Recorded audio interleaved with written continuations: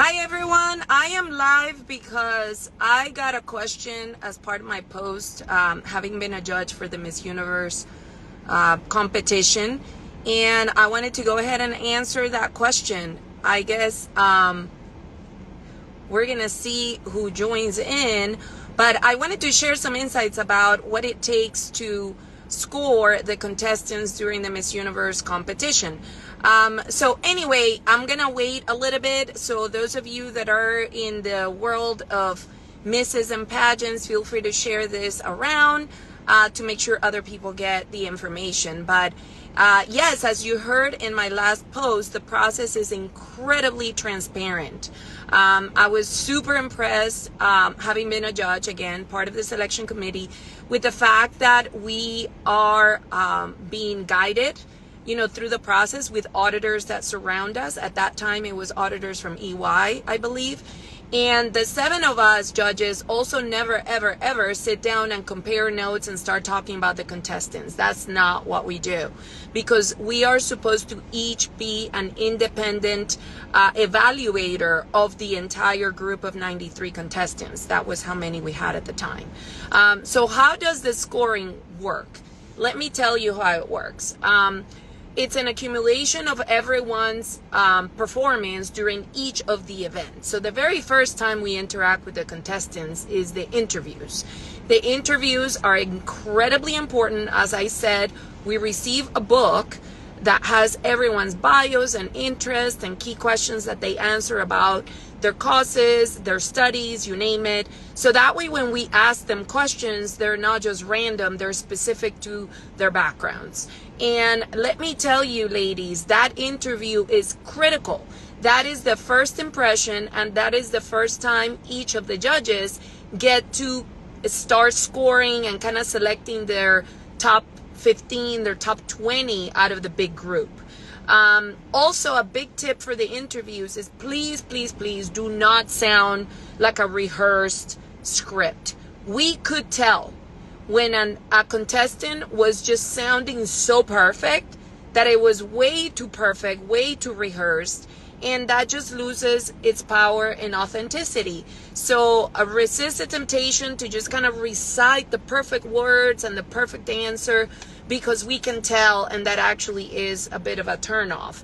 Be you, be authentic, be funny if you're funny. I'll never forget in our 2018 pageant, Miss Costa Rica was so funny. I mean, she had these very clever, quick comments that just made us laugh naturally, and she became very memorable to us. Actually, she made it to the top 15 later on in the final gala.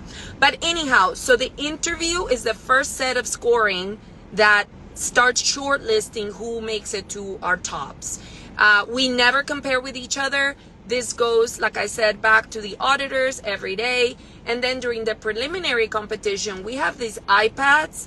They're super easy to use and so cool that every time the contestants are on the stage, we are ranking them. And at the end of each of the events inside the event, so whether it was swimsuit or questions or gown, we get to rank our tops. In literally, you're like grabbing them up and down in a list, kind of like how you do on your iPhone when you like move things around. Anyway, so that each of us judges, 7 of us at that time, make those rankings, and only the auditors know how the cumulative results of the rankings look on their end, because then that's what calls for the finals, that for the gala, because that was preliminary. For the gala, then we have who the top 15 are, and then the short list of top 5 or top 3 actually happens based on their performance that night.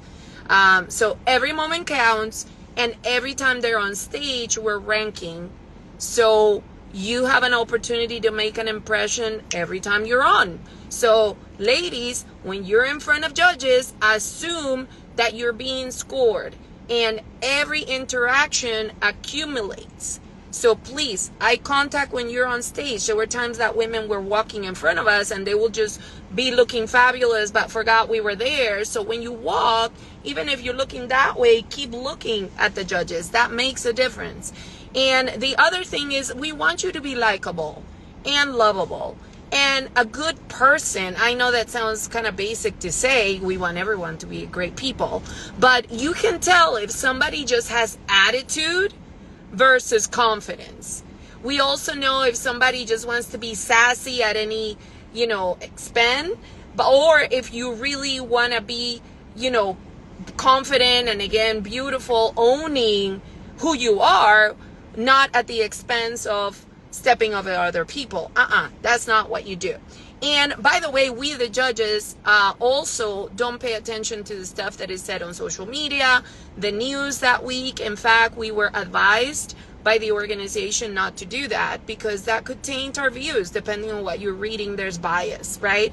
So our only bias was what we saw in front of us.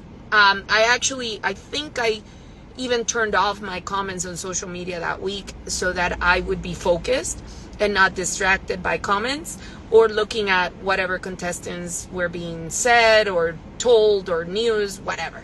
So anyhow, I don't know if this helps you. Probably it does, but it is an accumulation. So every interaction counts. Be you, be authentic, be lovable, be empathetic. Because like I said earlier, the most beautiful doesn't really win, but it's the most beautiful, confident, and engaging, the one that wins. And the interview, it definitely is the one that sets the stage for it all. All right. I'll be putting more things here. Feel free to share this around. And best of luck to the contestants. Have fun.